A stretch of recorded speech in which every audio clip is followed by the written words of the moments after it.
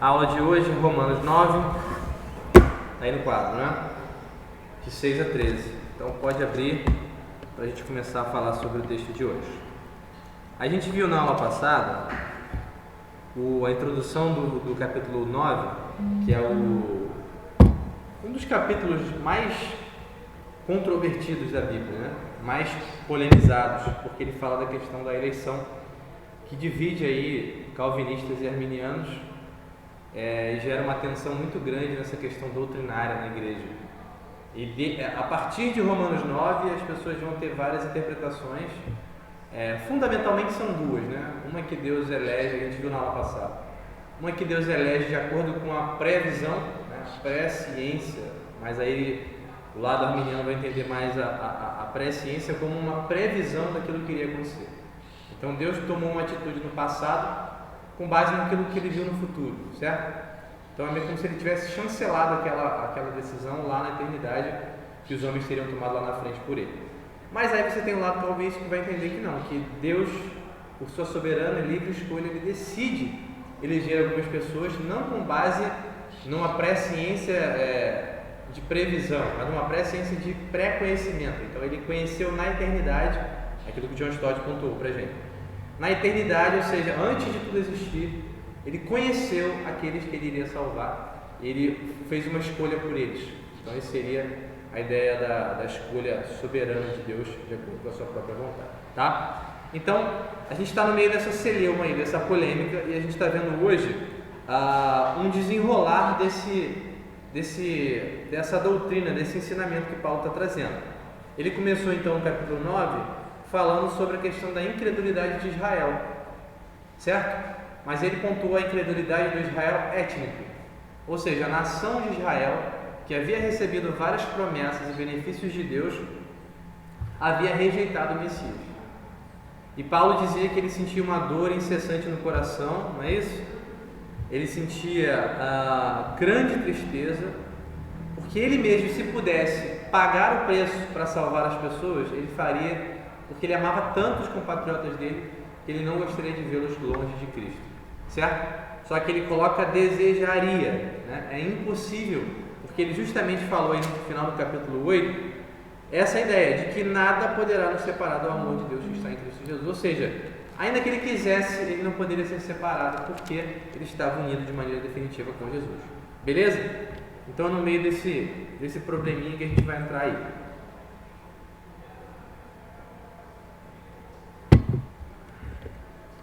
Vamos lá. Romanos 9, 6 a 13 diz assim: E não pensemos que a palavra de Deus haja falhado, porque nem todos os de Israel são de fato israelitas.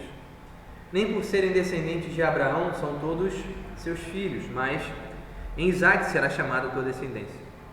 Isto é, estes filhos de Deus não são propriamente os da carne, mas devem ser considerados como descendência os filhos da promessa. Porque a palavra da promessa é esta: por esse tempo virei, e Sara terá um filho.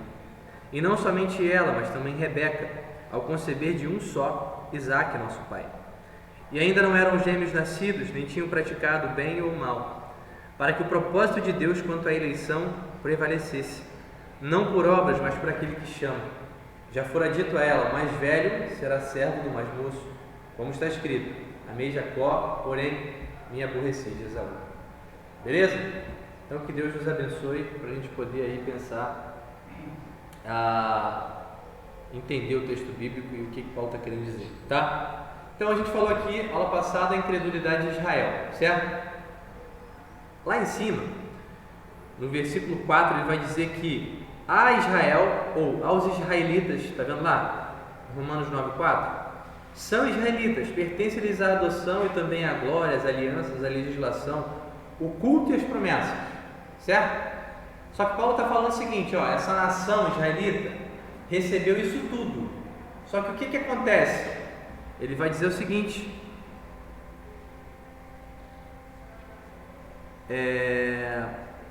que eles estavam separados de Deus, porque a súplica dele é para que eles pudessem ser unidos ao Senhor, certo? Então esse pessoal israelita que tinha isso tudo e tinha essas promessas, não havia acreditado em Jesus como Senhor e Salvador. E aí surge a questão, mas vem cá, se Deus fez promessas a Israel, certo? Se pertencia a eles uma série de promessas, uma série de benefícios, a palavra de Deus falhou então.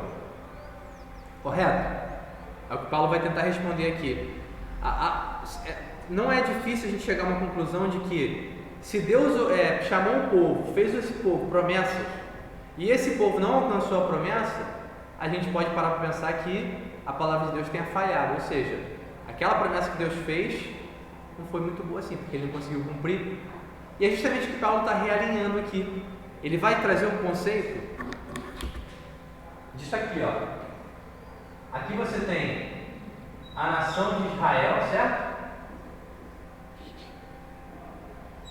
Que esse aqui é a nação de Israel, é o Israel étnico, certo?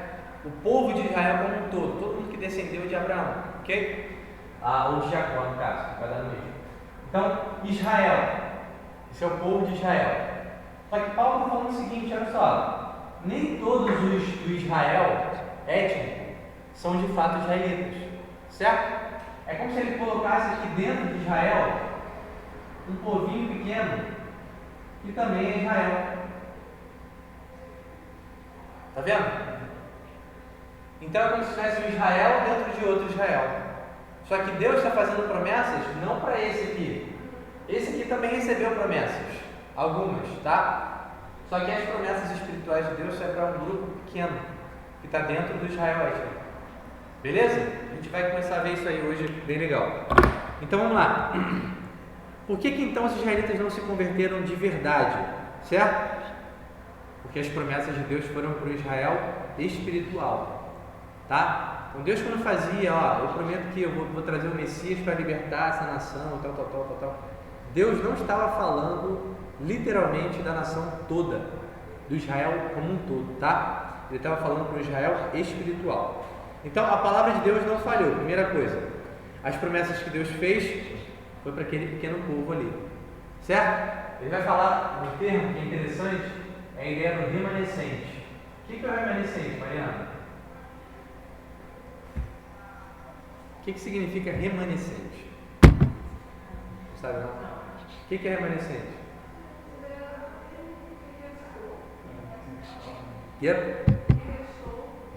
É um restante, né? É uma sobrinha aqui, né? É uma pequena parcela ali que Deus está tratando. Tem um evento, se não me engano é Elias, não é isso? Quando ele se vê lá diante daquela questão lá com Jezabel e tudo mais, e ele se vê sozinho no meio de um monte de idólatra na nação. E ele meio que vira para Deus e fala assim: Senhor, só sobrou eu.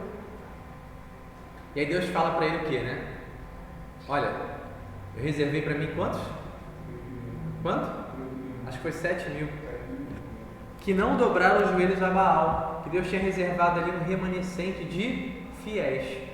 Dentre aquele povo de Israel grande, numeroso, que era idólatra, Deus tinha reservado para si alguns. Que Ele tinha preservado no coração a verdadeira fé. Certo? Então eles eram fiéis a Deus e foram então preservados, eram remanescente ali de Israel, tá? Não era só Elias naquele caso, ok? Então a palavra de Deus não falhou. Aqui eu fiz um quadrinho para a gente entender essa questão da descendência, né? Daqui a pouco a gente vai falar sobre isso aqui, ó, filhos da carne e filhos da promessa que o texto está dizendo, tá? Mas você tem Abraão, que é o primeiro pai da nação de Israel, certo? Bom dia. Então você tem Abraão, que é o primeiro chamado aqui da família de Israel, certo? Ele é o primeiro patriarca, por assim dizer, ok? E aí você tem a linhagem dele por Sara, a linhagem dele aqui por Agar, porque isso aqui foi descendência de Abraão, certo? A gente tem lá um episódio com Agar que gerou Ismael e o episódio com Sara que gerou Isaac, e a mesma coisa aqui. Isaac é filho de Abraão, que teve relacionamento com Rebeca, sua única esposa. Então Esaú e Jacó nasceram, eram gêmeos, beleza? E aí de Jacó, o nome dele foi mudado para Israel, lembra disso? Ele lutou lá com o anjo em Peniel, não foi? E aí Deus mudou o nome dele, agora o teu nome vai ser Israel, certo? Então de Jacó de fato, começou a ideia dos israelitas. Só que são os 3 patriarcas principais, né? Abraão, Isaac e Jacó, tá? Mas vamos continuar. Abre aí Romanos 2, 28 para a gente dar uma olhada. Romanos 2, 28. 28 e 29, quem achar pode ler.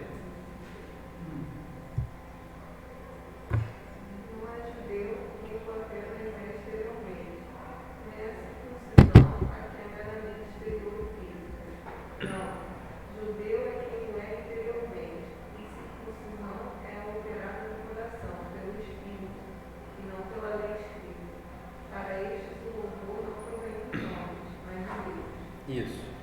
Então, Paulo está fazendo aqui no Romanos 9 uma explicação mais aprofundada do que ele começou a tratar no início do capítulo.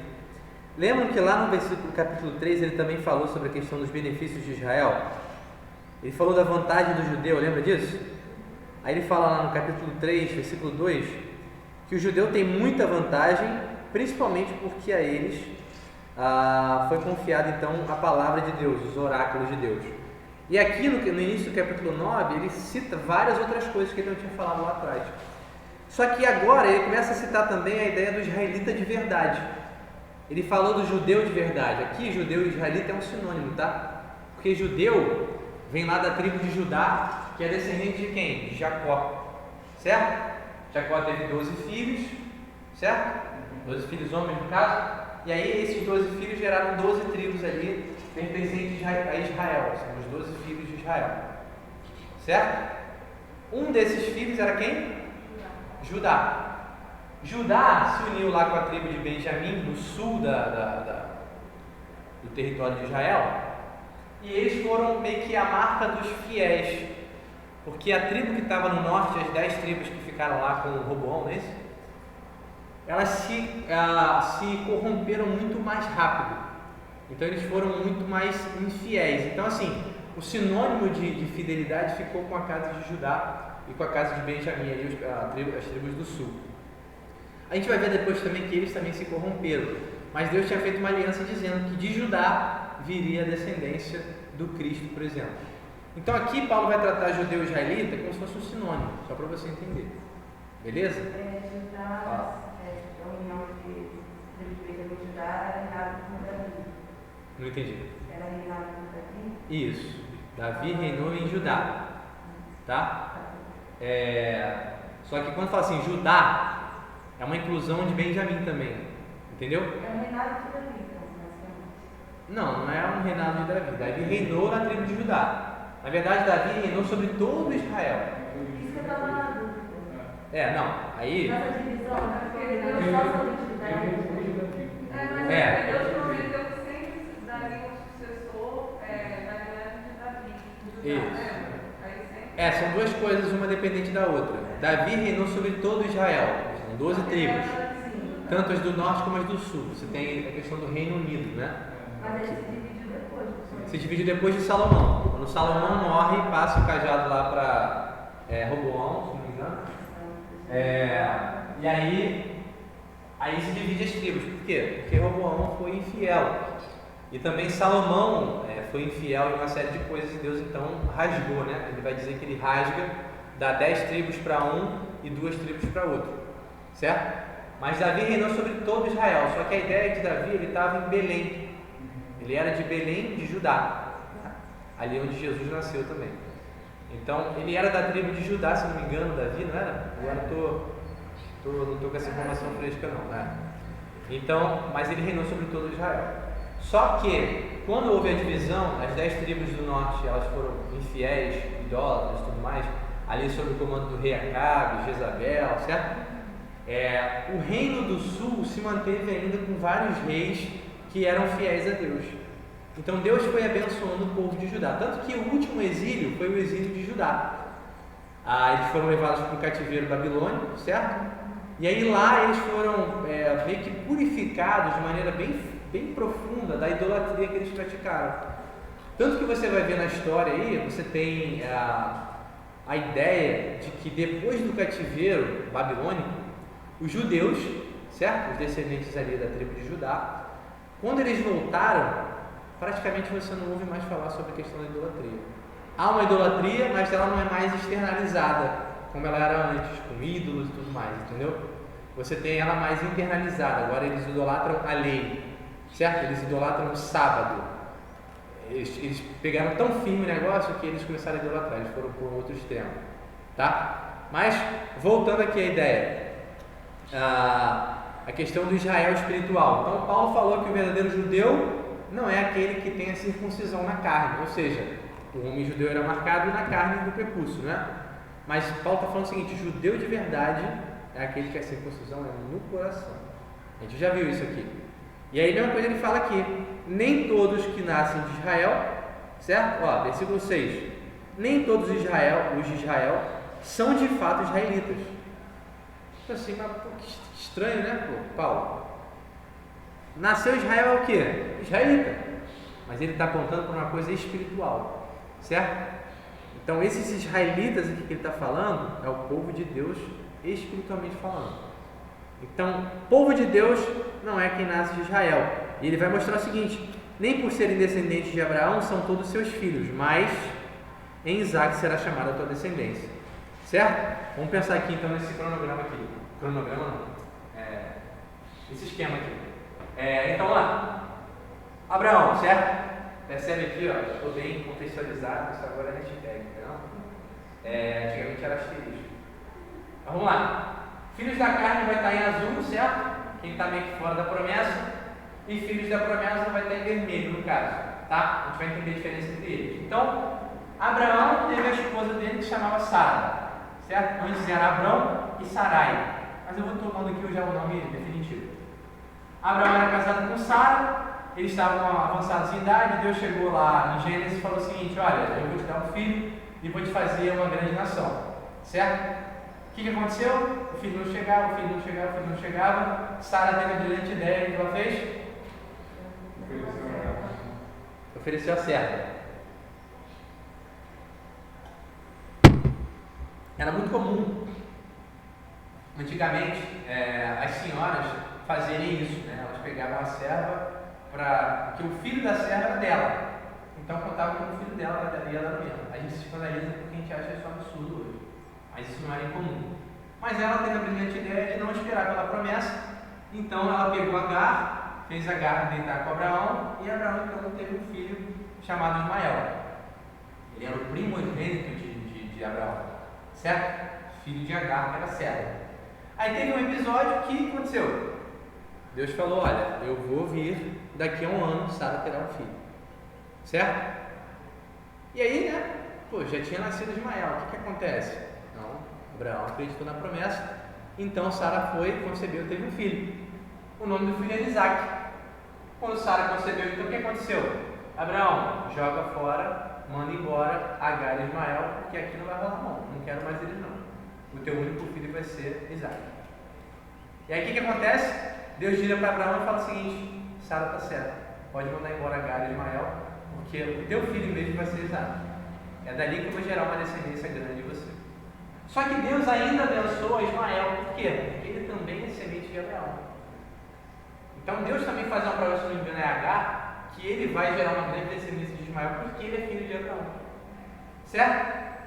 Mas beleza, esses dois aqui representam a ideia dos filhos da carne, que não nasceram por uma promessa de Deus, ou não participaram de um plano de Deus. Entendeu? O plano de Deus, aí você pode traduzir promessa como um plano espiritual de Deus também, para te ajudar a entender. São os filhos da promessa, vieram por aqui.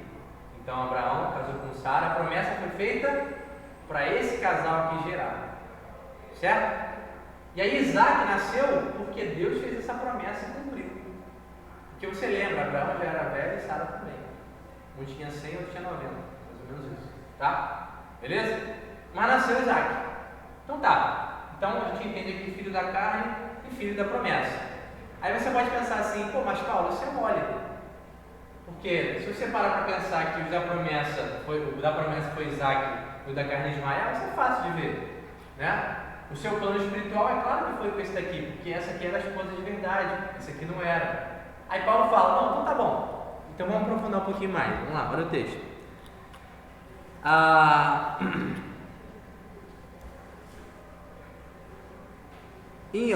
Nem por ser descendente de Abraão, seus filhos, mas em Isaac será chamada a tua descendência. Isto é, versículo 8: estes filhos de Deus não são propriamente os da carne, mas devem ser considerados como descendência os filhos da promessa. Então ele vai citar a ideia dos filhos de Deus, tá? Filho de Deus, ele está fazendo uma separação aqui. Não tem como ser declarado filho de Deus somente aquele que tem pedigree, certo? Nasceu de Abraão, não muda nada. Os únicos que podem ser ditos filhos de Deus são os que nascem de acordo com a promessa, de acordo com esse plano espiritual de Deus, essa declaração de Deus que ele vai fazer, certo? Paulo está meio que preparando o terreno aqui para mostrar o seguinte: olha só, no final das contas, a decisão é de Deus. Ele chama espiritualmente as pessoas. Deus não está preocupado se nasceu bonitinho, se nasceu feinho, se veio de um cara muito bom. Não está preocupado com isso. O chamado vem de Deus, certo? É Ele que determina quem é o seu povo. O assunto é esse, tá? Então, Deus só tem filhos espirituais. Você já provavelmente ouviu aquele jargão, né? Deus não tem neto, não é isso? Deus só tem filho, certo? Já ouviu essa? Nunca ouviu, não? Primeira vez. Nunca ouviu, não mesmo? Já ouviu, né? Então Deus só tem filhos. E esses filhos são todos espirituais. Não tem nada de descendência incluída. Aí eu penso aqui o seguinte: isso é muito comum você olhar para os israelitas, eles pensando aqui que eles eram filhos de Deus porque eles eram descendência de Abraão. Eles pensavam isso: mas Deus escolheu a gente lá em Abraão. A gente faz parte desse povo de Deus. Aqui que Paulo está falando? Não faz não. Por quê? Porque o povo de Deus mesmo só tem um. É um povo espiritual, que existe espiritualmente porque Deus prometeu e cumpriu, certo? Aí vamos parar para pensar, contextualizando aqui hoje. A gente nasce, né, no meio evangélico, a gente tem pais crentes, e a gente às vezes se deixa levar pelo fato de que a gente meio que nasceu evangélico. Já pensou nisso? Eu não tenho essa crise porque eu não nasci, né? Eu me converti com 21 anos. Mas a gente às vezes der mole, a gente cai nessa mesma tendência que Israel caiu, sabe? De olhar para os pais crentes, de olhar para o meio onde eu vivo e achar que eu nasci crente, não faz muita diferença, eu sou filho de Deus. Só que a gente não percebeu que a ideia de nos tornarmos filhos de Deus é uma coisa muito mais profunda do que qualquer contexto humano aí pode gerar. Concorda comigo? Então, são riscos que a gente tem que prestar atenção para que a gente não ande no engano. Ontem, eu estava conversando com a minha mãe até, porque sendo algumas coisas aí, algumas pessoas que a gente vê, né, que são evangélicas e que não parece nem um pouco que são filhas de Deus. E eu fico pensando que hoje no Brasil, a gente tem aí uma multidão de evangélicos que não são filhos de Deus. Já parou para pensar nisso? Quantas milhões, tá? De pessoas no Brasil hoje frequentam a igreja, se dizem evangélicas, se acreditam filhas de Deus, mas não tem nada de Deus nelas. E você começa a ver isso como? Pelos frutos. Você começa a ver o que a pessoa fala, como ela reage, quais os valores que norteiam a vida dela, os ideais dela, certo? A gente começa a ver isso, e é justamente essa tendência que veio lá, né? A semelhança de Israel, de se acharem povo de Deus porque faziam parte de um contexto. A mesma coisa acontece com os evangélicos hoje, né? A gente se acha de Deus por causa de um contexto. E Paulo está trazendo sempre a questão para o coração, por uma escolha espiritual, por algo que Deus faz, não pelo que eu fiz ou pelo que meu pai fez, certo? Então são coisas que a gente tem que sempre atinar, né? Essa é uma aplicação para a gente hoje. Então Deus só tem filhos espirituais. Todos os filhos de Deus, eles são fruto de uma promessa, certo? Tudo bem? Tranquilo? Querem falar alguma coisa? Não? Tá calor aí? Tá calor aí? Tá tranquilo? Um pouco? Tranquilo? Tá. Tá pensando. Isso aí, vamos pensar. Então, versículo 9 agora e 10, tá? Porque a palavra da promessa é esta: Aí Paulo vai lá no Antigo Testamento e pega o que ele está falando para se referir à promessa. Por esse tempo virei e Sara terá um filho. E não somente ela, mas também Rebeca, ao conceber de um só, Isaque, nosso pai. Então vamos lá. Eu falei, né? Seria muito fácil aqui dizer que Deus escolheu Isaque. Por quê? Porque a esposa de verdade era Sara. É muito óbvio que Deus escolheria Isaque e não Ismael. Ok? Só para constar. Oi? Tinha sido prometido. Enfim. Mas é bem possível que a pessoa, olhando humanamente, fale assim, mas é óbvio que Deus escolheu Isaque e não Ismael. Porque ele era filho da livre, não da serva, entendeu? Mas aí Paulo está falando assim, não, mas eu quero aprofundar mais ainda para você ver como é que a escolha é de Deus. Vamos parar para pensar aqui agora nesse caso, tá? Então você tem aqui a segunda família, o segundo patriarca, Isaque. Um pai, uma mãe, certo? Marido e mulher. 2 filhos, gêmeos. Não nasceu nem em dias diferentes, eles foram gêmeos, tá? Para piorar, o primogênito é quem? Esaú, certo? E aí Paulo está falando o seguinte, olha, aquele exemplo ali ficou a quem? Vamos parar para pensar nesse aqui. 2 filhos legítimos da mesma mãe e mesmo pai. Quem é que foi escolhido? O mais improvável, certo? O segundo a nascer, ainda criança de gêmeo. Depois que ele nasceu, o que aconteceu? Quem era o fanfarrão? Não. Inicialmente, quem era o fanfarrão? Inicialmente, pelo menos.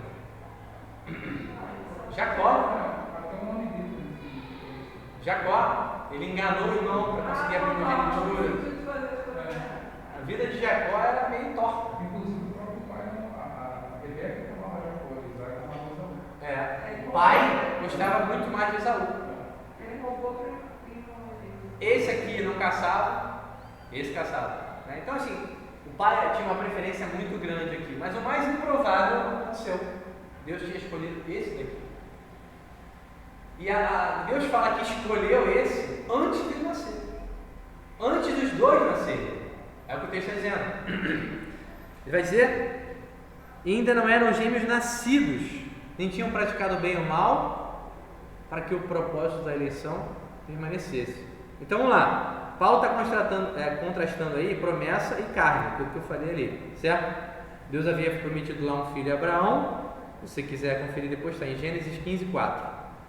Sara tem um plano carnal, né, no caso, de fazer diferente do que Deus falou. Gênesis 16. E aí depois Deus vem de novo e Deus ratifica a sua promessa em Gênesis 18, versículo 10 e versículo 14. Então, ele vai citar essa questão desse exemplo que é melhor. Então ele começa com um exemplo meio que limitado e aprofunda no exemplo de Isaque aí, tá? Então, vamos pensar aqui, qual a intenção de Paulo ao fazer isso? Né? Eu falei, ele está meio que preparando um terreno, certo? Ele está levando a gente a um clímax aqui do argumento dele. Você parou para ver que ele começa a fazer um argumento, ele vai aumentando a intensidade do argumento? Ele começou aqui com uma intensidade baixa, aí ele está aumentando. Ele foi para um exemplo mais tenso, que mostra que não tem nada a ver com o homem, tem a ver com Deus, certo? E aí ele chega nesse exemplo aqui. E é justamente o que ele vai dizer agora, olha, Deus está mostrando que filhos dele são aqueles que ele chama, independente do que as pessoas praticam, do que elas são, do contexto em que elas estão inseridas, certo? E isso vai incluir aí quaisquer pessoas no passado, no presente e no futuro, tá? Então Deus sempre escolheu pessoas não com base nas ações dela, mas sempre com base no que ele quis. Ele escolheu Jacó e não Esaú, por quê? Versículo 11, perdão. E ainda não eram gêmeos nascidos, nem tinham praticado bem ou mal, para que o propósito de Deus quanto à eleição prevalecesse, não por obras, mas por aquele que chama. Para pensar nisso. Deus vira para Rebeca, né, no caso, né? Fala, olha só. O mais novo vai ser superior do que o mais velho. esse aqui vai se tornar servo desse. Aí você imagina a Rebeca assim, cara, por que Deus? Por quê? E aí Paulo está falando o seguinte, olha, vai ser assim porque eu quero. Entendeu? Porque ele vai dizer, eles não tinham feito nada. Você percebe? Deus não está trabalhando aqui com uma coisa que eles fariam, está trabalhando com uma coisa exclusiva de Deus. Deus falou o seguinte, olha, esse aqui vai servir um outro porque eu quero. Porque a minha escolha é sobre esse aqui. Que vai ser todo torto também, né? Só que eu vou mudar a história dele. Certo? E ele vai passar a ser, inclusive ele passou a ser o primogênito. Certo? Foi de uma forma corrompida, corrupta? Foi. E aí você inclui aí a questão da responsabilidade do homem, né? Deus estava trabalhando soberanamente, ainda que os homens, esses dois, estivessem ali meio que se degladiando de maneira corrupta. E ficou evidente no final das contas de que Jacó de fato foi escolhido por Deus e ele se tornou senhor desse daqui. Inclusive ele passou a ser o primogênito no lugar de Esaú. Você lembra disso, né? Esaú veio cansado, lembra da história, Maria? Esaú veio cansado, doido de fome. O que ele tinha feito lá? Um prato de lentilha, não é isso? Aquela comida show. E claro que Deus não tem sua responsabilidade, porque claro que Deus atuava soberanamente, mas ele como primogênito. Isso. Fala aí, Edu. Que depende da gente. Deus está aí na frente da gente. Se nossas atitudes ruins, a soberania de Deus está muito acima. Pois é porque uma coisa não exclui a outra. Elas são dois paralelos, entendeu?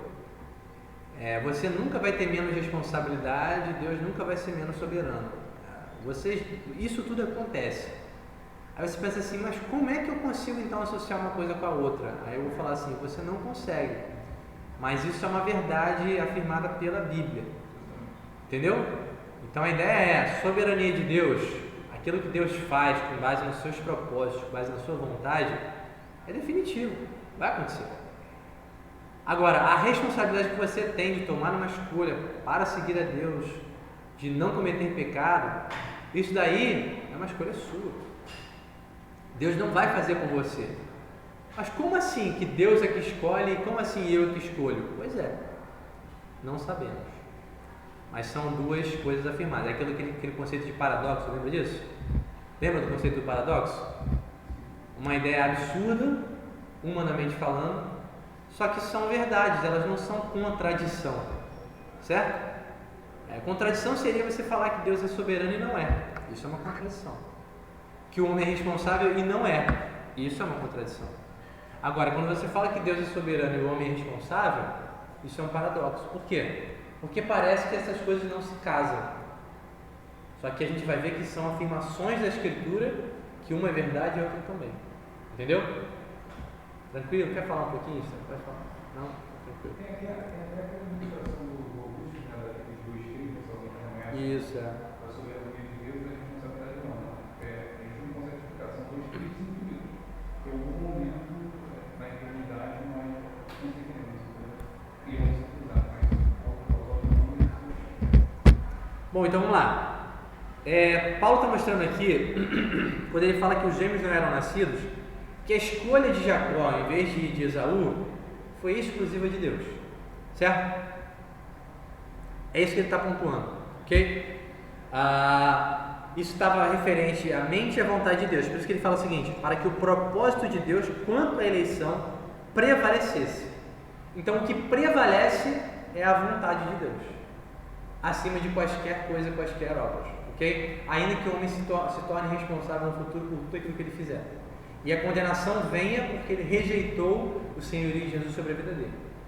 Mas o fator preponderante, de acordo com esse texto, prevalecesse, né?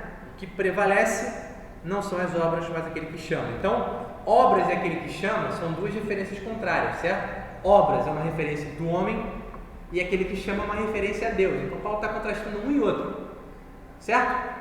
A eleição não acontece por obras, a eleição acontece por aquele que chama. É a mesma coisa que Paulo está falando assim: a eleição não acontece por causa do homem, a eleição acontece por causa de Deus. É a figura que está aí, certo? Olha para o texto. Olha para o texto. Então, Mas aí ainda tem uma galera que. Não, as pessoas que acham que, na verdade, Deus viu isso no futuro, aí isso. decidiu, aí por causa disso foi assim. Pois é.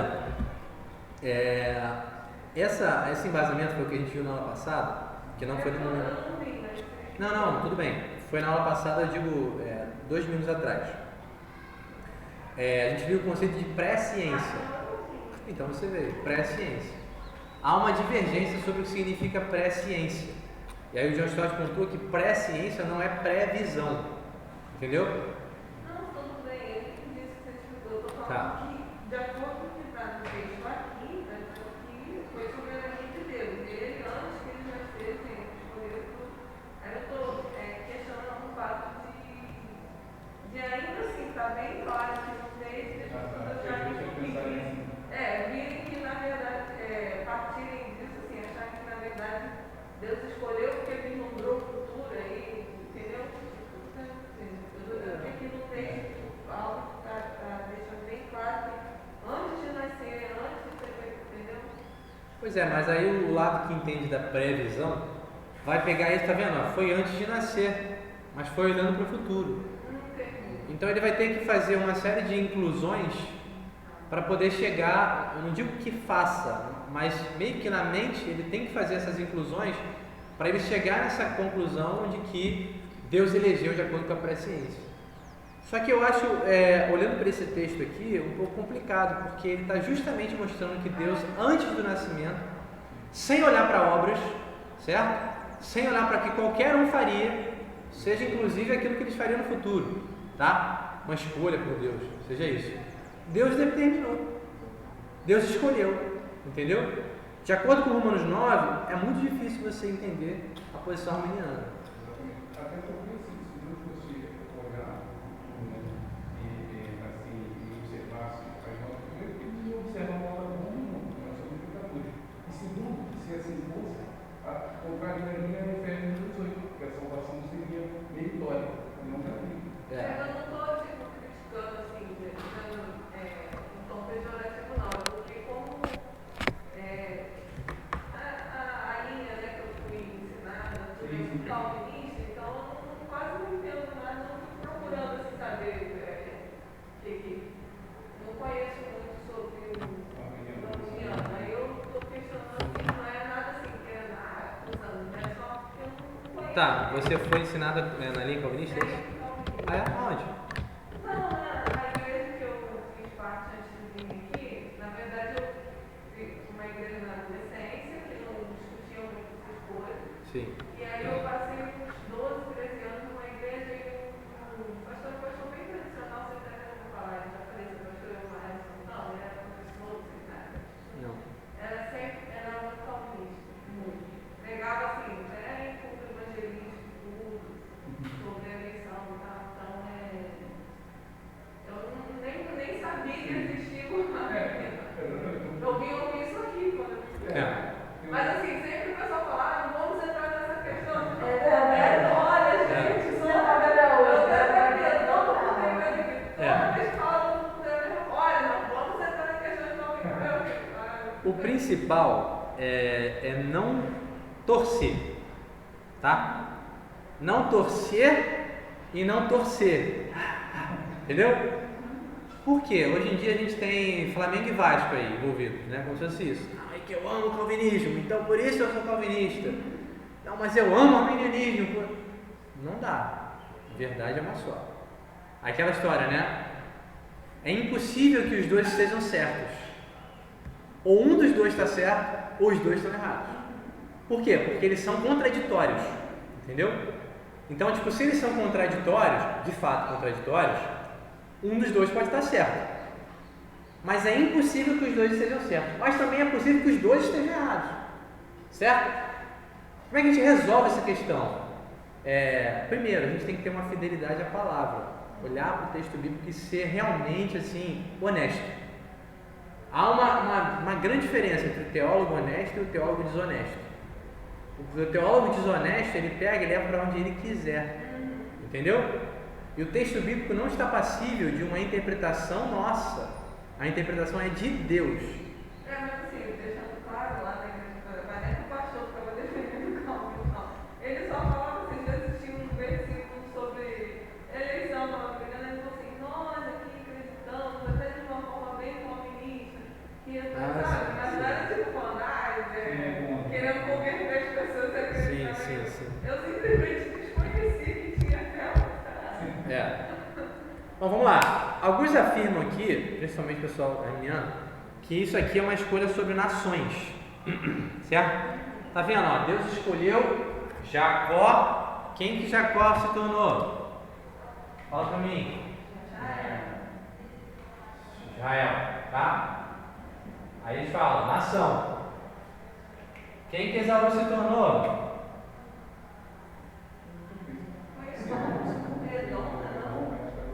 Edom, muito bem. Os Edomitas, certo? E aí, na história das nações, Edom serviu a Israel. Foi escravizado lá por Israel, serviu a Israel. Eles vão dizer, olha, você não encontra em lugar nenhum que Esaú serviu a Jacó em vida. Então isso só pode ser uma referência a nações. Entendeu? Só que vamos parar para pensar aqui de maneira cautelosa. Primeira coisa, em vida, Jacó se tornou primogênito. Já há uma figura, mesmo que introdutória, de servidão aqui. Certo? Porque o que Paulo está querendo dizer com essa expressão aí, ó, o mais velho servirá o mais moço, e depois ele continua, como está escrito, amei Jacó, porém aborreci Esaú, ou odiei Esaú. Isso é uma figura de preferência. Rejeitei Esaú, Então, Paulo está falando o seguinte, o Stott fala, né, que essa ideia que Paulo traz do hebraico, porque você sabe que o Antigo Testamento é hebraico, então ele faz uma citação da Escritura, certo? E a expressão idiomática lá no hebraico, de acordo com o John Stott, ele vai dizer que é uma expressão idiomática que indicaria preferência. Então, quando ele fala assim, amei um, odiei o outro, ele está mostrando, olha, eu estou preferindo esse. Entendeu? É uma questão da língua hebraica que ele vai trazer, ainda que Paulo tenha escrito aqui em grego. Ok? Então, problema 1. Pessoal que fala que é questão de nação, o problema é que Paulo não está tratando de nação. Por quê? Por causa daquele conceito que a gente viu, lembra? Você tem o Israel, vou botar aqui mais fácil. Nação, correto? Nação. Paulo está falando de Israel nação? Olha para o texto. Nem todos os de Israel são de fato israelitas. Ele está falando desse Israel aqui, ó. Olha aqui. Então, ao meu ver, há uma problemática com essa explicação de que Deus está escolhendo nações. Deus escolheu nação de Israel e não nação de Edom. Entendeu? E ainda que Deus tivesse escolhido Israel e não a nação de Edom ou as outras nações, uma nação é formada por quem? Por indivíduos, por pessoas. Só existe nação porque existem pessoas. Só existe nação escolhida porque existem pessoas escolhidas. Certo? Mas mesmo assim, Deus está falando de uma escolha dentro da nação. O Israel étnico não foi escolhido por Deus. Percebe? Não foi. Quem foi escolhido por Deus? O Israel espiritual. Esse foi chamado por Deus. Esse foi escolhido. Esse é fruto da promessa. Entendeu? Essa é a ideia. Então, Paulo não está falando de forma abrangente de nações, no caso. Para mim isso é uma problemática, tá? Problema 2.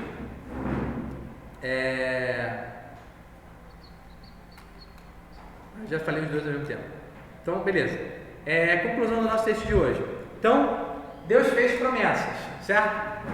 As promessas se cumpriram, mas não se cumpriram para o Israel étnico. Isso é a explicação por que os israelitas hoje, inclusive hoje, eles não se convertem a Jesus. Certo? Porque a promessa que Deus fez de libertação, de salvação, não foi para o Israel étnico, foi para o Israel espiritual. E eu me torno participante das promessas quando eu tenho fé em Cristo. Certo? Isso é uma evidência de que Deus de fato me escolheu. Eu sou parte do povo de Deus. Então, o crente, quando se converte, ele não pode ficar pensando assim: será que Deus me escolheu? Porque isso é a certeza de que Deus escolheu ele. O fato de que Deus de fato carimbou você é quando ele quando você crê. E aí você crê, você pode ter certeza: e realmente Deus me chamou, me escolheu e tem me santificado. Beleza? Então, Deus fez promessas para o Israel espiritual. Né? Quem representava o Israel espiritual antigamente? Abraão, Isaac, Jacó, certo? José, Moisés, Davi. Esses homens representavam o Israel espiritual e várias outras pessoas que a gente não sabe o nome, mas que amavam a Deus de verdade. Beleza? Segundo ponto da nossa conclusão: a gente nunca vai resolver o problema da soberania de Deus com a responsabilidade humana. Nunca vamos resolver, a menos que a gente esteja lá na glória com uma nova mente, né? Totalmente glorificada e profunda para a gente conseguir compreender alguma coisa. E talvez lá a gente também tenha dificuldade. Terceiro, a nossa salvação se deve inteiramente à graça de Deus, que tomou a iniciativa de nos buscar para si primeiro. Vamos abrir lá para a gente ler para finalizar. 2 Coríntios 5, 18 a 21. 2 Coríntios 5, 18 a 21 diz o seguinte: ora, tudo provém de Deus, que nos reconciliou consigo mesmo por meio de Cristo e nos deu o ministério da reconciliação. A saber, que Deus estava em Cristo reconciliando consigo o mundo, não imputando aos homens as suas transgressões, e nos confiou a palavra da reconciliação. De sorte que somos embaixadores em nome de Cristo, como se Deus exortasse por nosso intermédio. Em nome de Cristo, pois, rogamos que vos reconcilieis com Deus. Aquele que não conheceu o pecado, Ele o fez pecado por nós, para que nele fôssemos feitos justiça de Deus. Então, você percebe? A sua salvação sempre vai ser motivo de você dar glória a Deus. Porque começou nele, Ele operou, Ele executou, Ele te chamou, Ele te justificou. E você, debaixo da sua responsabilidade, você tomou uma decisão de servir a Deus. Certo? Que só acontece por quê? Porque Deus estende a sua graça. Porque Deus é misericordioso. Beleza? Então assim, gente, participem. Esse capítulo ele é muito decisivo para a nossa vida espiritual também, tá? Ele é muito decisivo para os nossos pressupostos, para os nossos desdobramentos teológicos na nossa cabeça, ok? Participe, tá bom? Então, espero que Deus abençoe vocês hoje nesse dia. Qualquer dúvida, pergunta para o Mateus, tá tudo certo.